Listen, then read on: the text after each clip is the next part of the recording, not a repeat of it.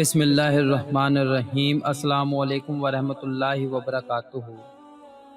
نبی کریم صلی اللہ علیہ وآلہ وسلم نے فرمایا، جو شخص اللہ اور آخرت کے دن پر ایمان رکھتا ہو اسے چاہیے کہ وہ اپنے پڑوسی کے ساتھ نیک سلوک کرے، اور جو شخص اللہ اور آخرت کے دن پر ایمان رکھتا ہو اسے چاہیے کہ وہ اپنے مہمان کا احترام اور اس کی خاطرداری کرے، اور جو شخص اللہ اور آخرت کے دن پر ایمان رکھتا ہو اسے چاہیے کہ اچھی بات کہے یا خاموش رہے۔